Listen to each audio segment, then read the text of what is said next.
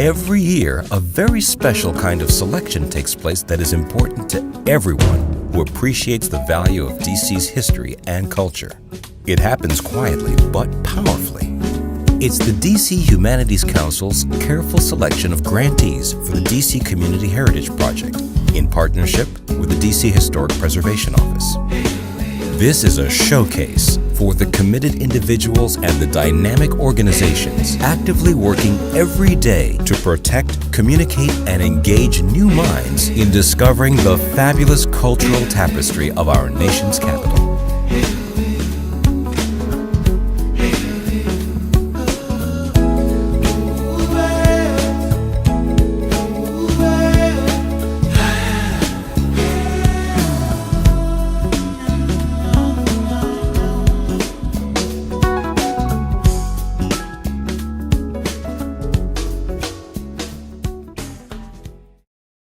Main streets, magnificent vistas, a true capital city on a world-class scale. But what are the stories that gave rise to these streets and structures? What are the noble stories that brought color and life to the greatness of the many experiences known as Washington, D.C.? This year, there are 9 marvelous organizations to discover, each one with a unique perspective on the D.C. experience. Let's take a look at our first group and start right at the beginning with their take on DC's incredible historical legacy. I'm the president of the Frederick Douglass Memorial and Historical Association. It is an organization that was founded by Frederick Douglass's second wife, Helen Pitts Douglass, and a few abolitionists whom I discovered, during the research in this project. It was established for the purpose of preserving the legacy of Frederick Douglass. And what I also discovered in the context of this whole project was that in addition to the Memorial and Historical Association, there was the National Association of Colored Women's Clubs that figures very significantly in the legacy of Frederick Douglass. The National Association of Colored Women's Clubs and the Frederick Douglass Memorial and Historical Association have worked in tandem to maintain the home. And they have given, as I said, money to make sure that the home remained in the possession early on of Helen Pitts Douglass and the Douglass family. And then when it became fairly insurmountable financially to maintain the home, the group of abolitionists, which also included Helen Pitts Douglass, approached Congress. And the appeal was simply, this is a legacy that's worth preserving, not only for the United States of America, but for the world, because Frederick Douglass was a world figure in 1962, to be exact. The finances still were not as available. So they approached the President of the United States, who was John F. Kennedy at that time. In the first place, when I started out, I thought I was going down Avenue A, and now I'm going down Avenue B. And what I mean by that is the idea was to develop the history around FDMHA, why it exists, what was its purpose.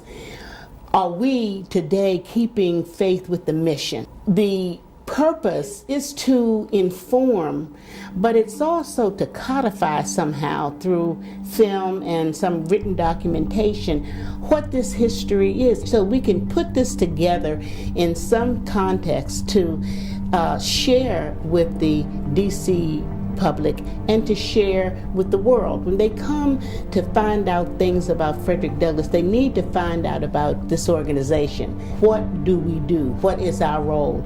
How can we maintain interest and integrity of what was built by him and the people around him?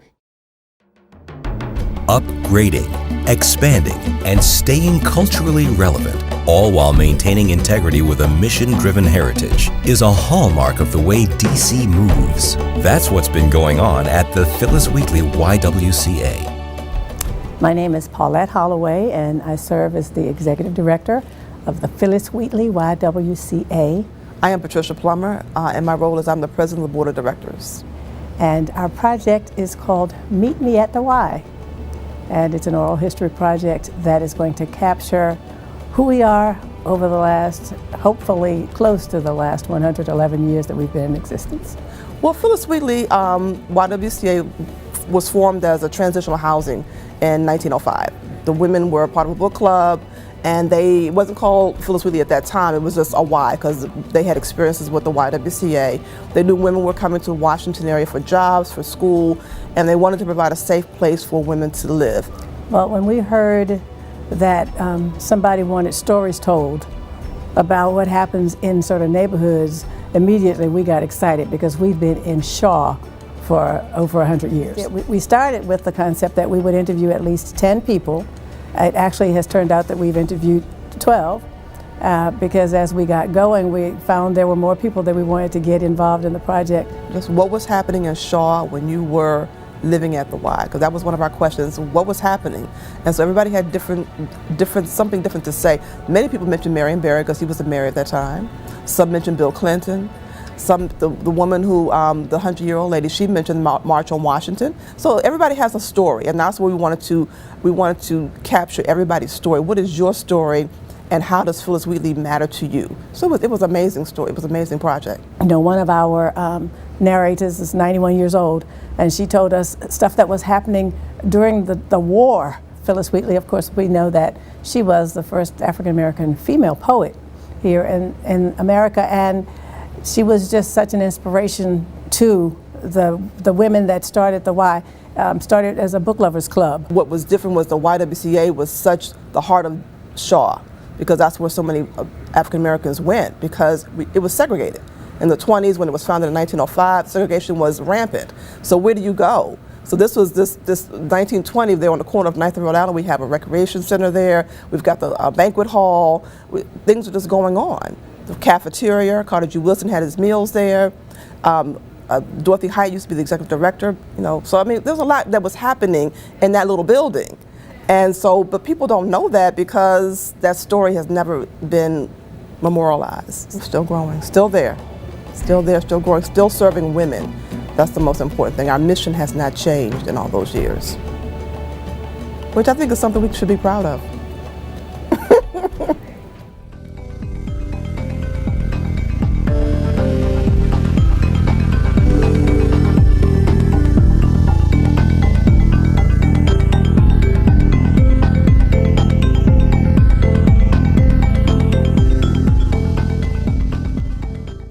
Billy Stewart was this phenomenal singer, probably one of the most popular solo artists out of Washington, D.C. And then you have Van McCoy, who was this extraordinarily talented singer and songwriter, producer. I mean, just music is just the connecting factor among people, whether they're old or young, whether they're, no matter what ethnic group. I am with the African American Music Association Incorporated here in the District of Columbia. Because of the similarities of our work and our mission, it was only appropriate for Beverly again to reach out and say, Salim, I got this Van McCoy, Billy Stewart project I'd like to interest you in. The project was to have a public program where we had discussion, we had song, we had dancing. You know, you talk about Van McCoy and Billy Stewart, and they went to DC public high schools.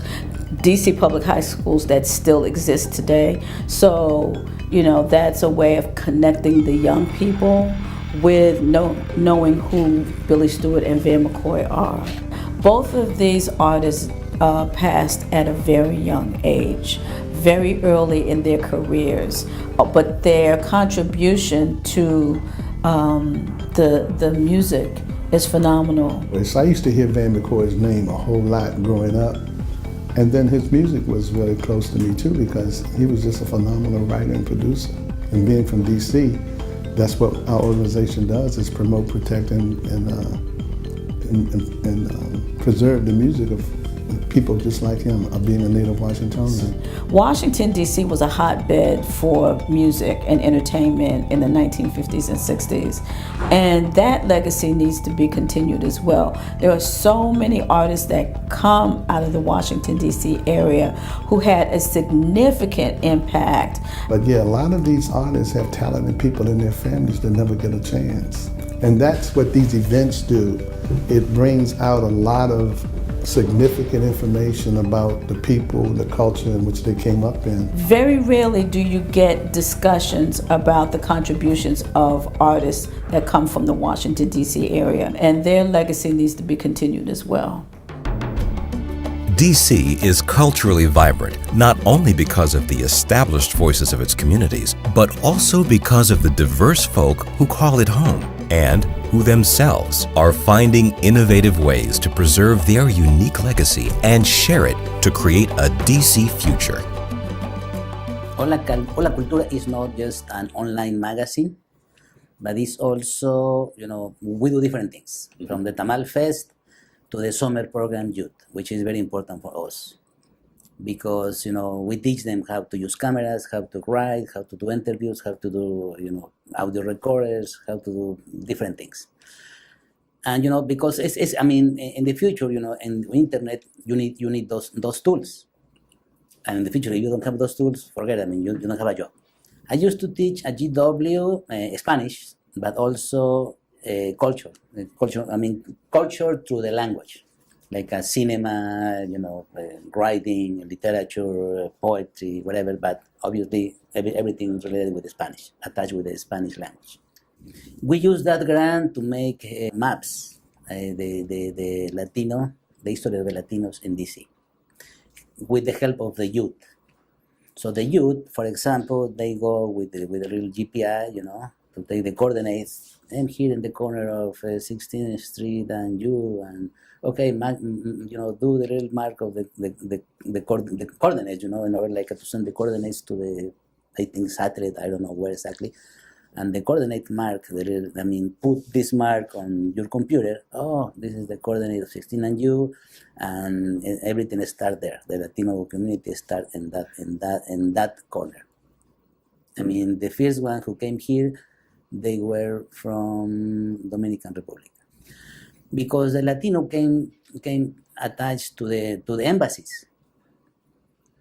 So those were the first Latinos coming to DC when the embassies start here in Washington. Everybody. I'm talking about people working, on the embassy like as secretaries or cleaning, the rooms of the embassies or helping I don't know, whatever. And eventually, they have kids and they become part of DC, and they, okay, no more embassy. I'm going to found, a little store with Spanish products, because the people need food. Food is very important element of culture. I don't know. Maybe you miss your food. I don't know, from your mom. We Latinos definitely we need beans and rice. It's part of our culture. You don't find it, you have to make it or look it for. I think it's important to document the story of the city, and the Latinos. We are here. We were here from the 20s, the 30s, and the youth they don't know that thing. They completely it was like a empty hole. Nobody knows. Oh, I don't know. So I start thinking, this Latino, this youth, they need to know their story, their own story. It's important to know your story, because if you don't have a story, you don't have any with that idea. If you know your past, you will be better in your future. Because, your roots, why I'm white, I'm Latino, why I'm completely white? Because my grandma was from Spain, my grandfather, so that's why, we're living here. It's our city, it's your city, and it's important to know, the different relationship between African Americans, whites, Latinos. Whoa, Black Betty, bam-a-lam. Whoa, Black Betty, bam-a-lam. She's from Birmingham, bam-a-lam. This collection is called the Patrick T. Gurchin collection. It's a collection of photos that span about 20 years from around 1975 to 1994. And it's a lot of his images are of the drag community of DC that for all of those years was pretty much behind closed doors. For me, this is a really personal project because one, I work in photography for my day job. So not only do I believe in the power of photos, but it is also a community that I'm a part of myself, and to archive the history that was for so long forgotten and neglected and wasn't included in the history books and in our historical record, to be a part of, helping develop and establish an avenue for more pictures in the future to be preserved, and for the LGBT community of DC specifically to try and create a photo archive, a community archive, where people can eventually donate their own collections of photos, and we can have a repository for them, for those memories and very interesting cultural phenomena that 30 years ago was an outlet. It was the free social life of the gay community of DC. And then I became more involved when I realized that they had huge collections of photos that were sitting around in albums, especially when you have communities such as like the leather community within the LGBT community or the drag community.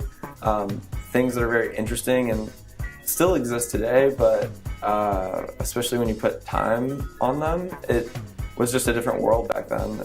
Patrick Gurchin died in 1994 due to complications with AIDS, and it took about 20 years for the Rainbow History Project to receive his donated collection from his former partner. So it takes time for these things to come to light. I'm fascinated by this, or else I wouldn't be working with it, but a lot of people just don't know. And even people of all generations that are even within the LGBT community, everyone that I tell about these albums is had no idea that kind of a community would have existed, and are just even more curious for the stories that these pictures can tell. Indeed, we can't choose a powerful future without a deep appreciation of the history and the expression on which we stand, without a love for the people we call neighbors and the places we share as home. And let me tell you, that future is exciting. The work of several of this year's DC Humanities Council grantees is squarely focused on the city's youth, the future of DC. At a time when so much is at stake, it's great to see the kind of work that these organizations have undertaken. Okay, so AGAP, or Anacostia Gracious Arts, we call AGAP. Right? So AGAP is a program that's set up on a few sites in Ward 7 and Ward 8. Right now we're at the First Rock Baptist Church and at the Southeast White House location. And we provide arts programming, creative programming for youth that are living inside of very high-risk areas, such as Benning Ridge and Congress Heights, Benning Park, those areas. So we go in and we offer dance and music and theater and jewelry making and all of these different types of cultural and creative experiences, and then we try to apply them to something that is practical to their living. Right now we're working on the Oral History Project, which is our young people are interviewing their elders. What's happening in the neighborhood is that they're pulling all of the resources out of it, so like grocery stores and corner markets and access to employment that's close to home, and all of that stuff that like most people just need to live, they're sucking it out of those neighborhoods. And so the conversation is really kind of, well, when you were my age, you could get a job 5 minutes from the house or 10 minutes from the house, or you could walk to the grocery store instead of taking 2 buses, and you could, all of these things that you had that helped you make it to where you are now, we don't have. And so that's really a lot of the backbone of the conversation. Everybody, not just somebody, we all have to in some way experience, whether it just be through simple empathy, what it is that is happening that is causing these young people to be dying, because that's what it is, right? We have AGAP because we're trying to create safe spaces for young people. That's our bottom line. Of course, once we create the safe space, we offer art, and we're trying to find these, these through lines to make sure that these young people are okay. But it's really to, at the core, we need to make sure for an hour or 3 hours a week that there's a place where they don't feel like they're in danger.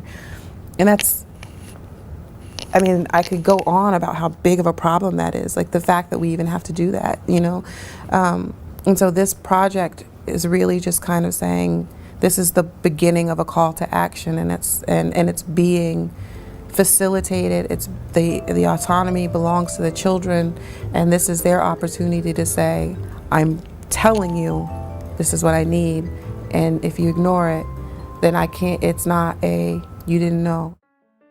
Life, lifestyles, and self-expression as a healing art. There is amazing work percolating at Uniting Our Youth.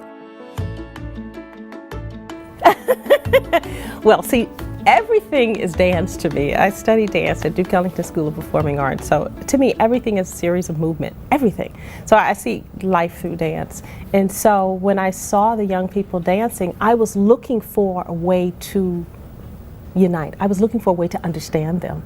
And so, when you seek, you find. And so I was seeking to be one. The Nene is simply a dance. It's a particular kind of dance, and everybody's doing it. It's a quite simple thing. It's a kind of swag side to side with your hand up. It's really cool. It has really taken over the world. Everybody at every corner is doing this thing called the Nene.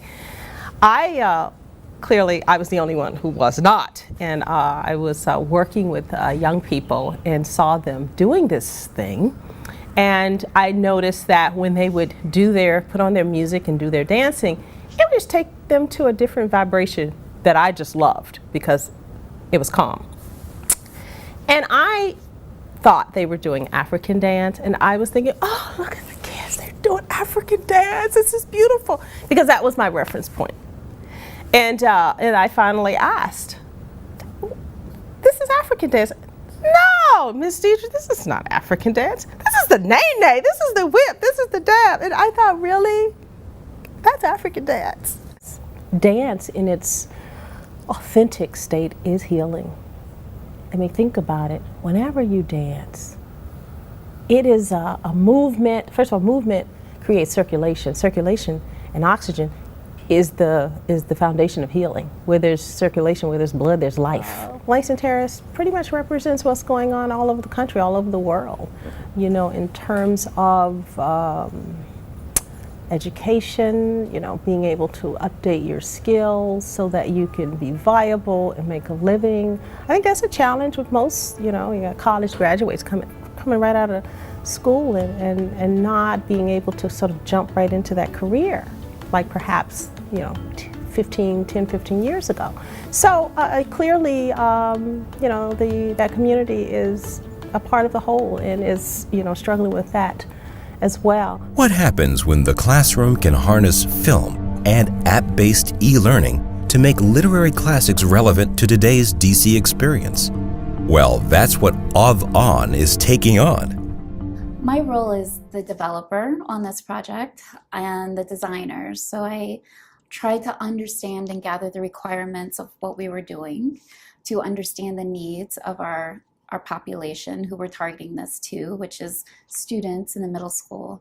Really advocate for the user experience. As a designer, what I did was I tried to understand what the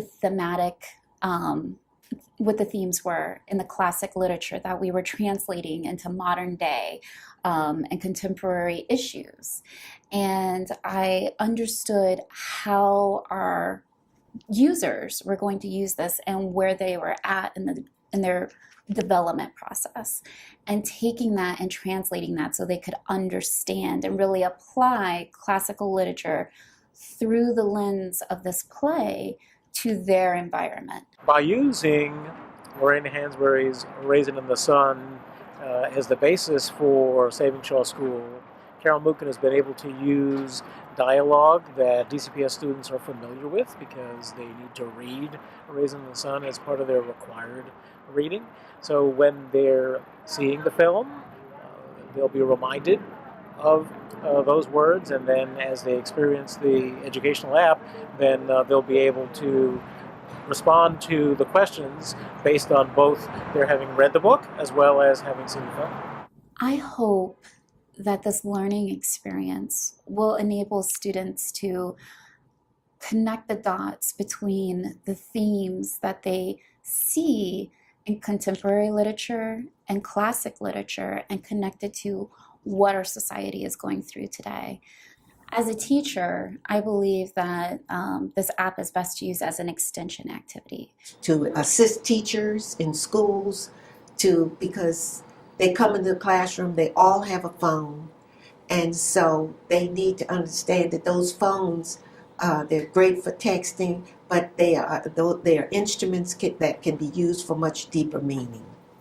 You know, I think that there are a lot of great studies that benchmark other educational institutions and how they leverage mobile devices in the classroom. And I think it really helps to connect the student and the teacher together in a relationship that says, we have this mobile technology, it's not going away, it's pervaded everywhere, our everyday life, it's ubiquitous. I think what we are doing right now is we're using technology that is accessible to everyone.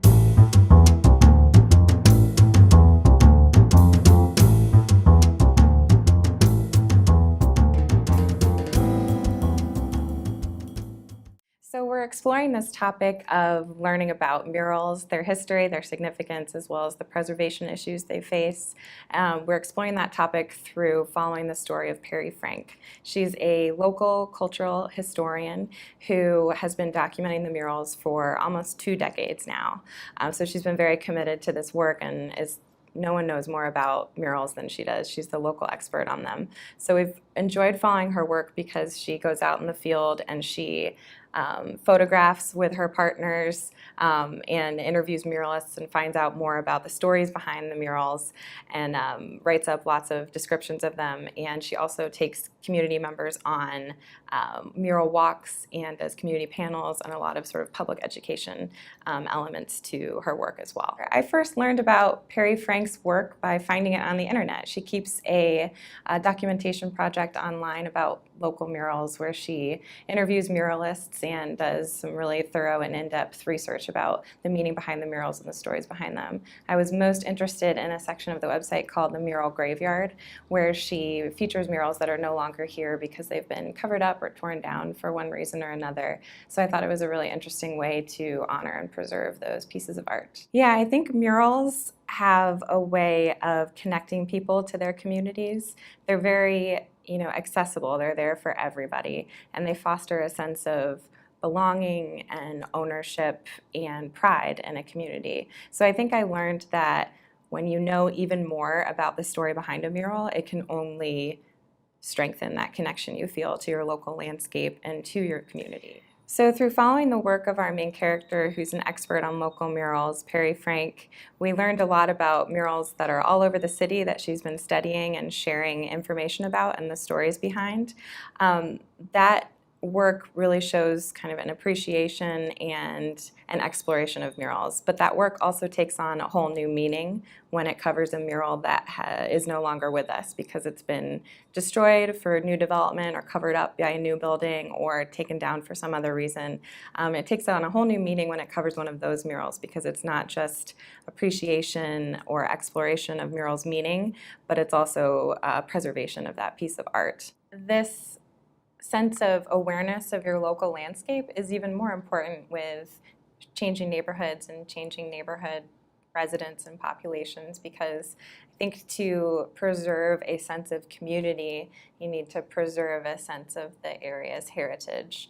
We've been really happy to share clips of the film throughout its production, so a lot of people have seen bits and pieces of it already at MLK Library, at Tenleytown Library, at different cultural tourism DC events, and other mural events that we've done with Perry, the main character in the film. So people have seen glimpses of it, and we're really excited to have community screenings of the entire film, which we'll be doing throughout 2017 at community events so that we can have a discussion afterwards. And then it will also be online for people to see on their own.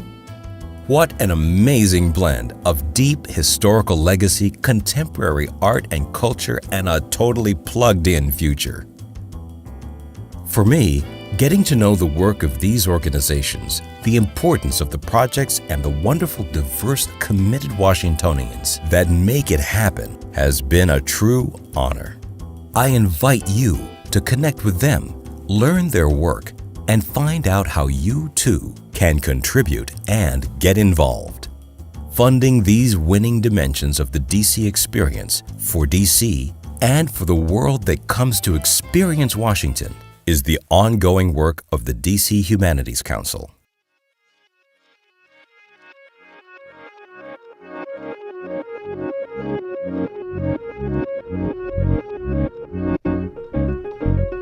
Are you trying to stop them from seeking peace of mind? Is there something that you think they have to hide? Never mind, never mind.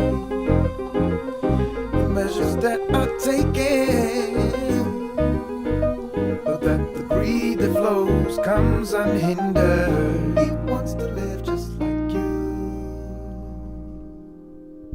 Chances appear but so few. But for the luck of the draw, you could be in his place.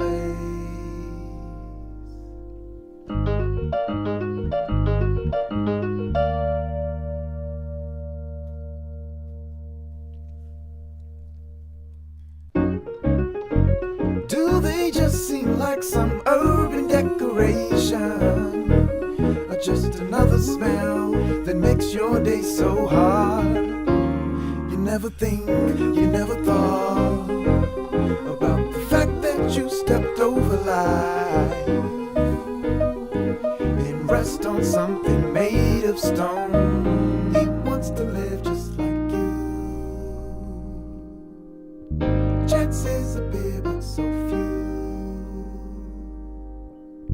But for the luck of the draw, you could be in his place.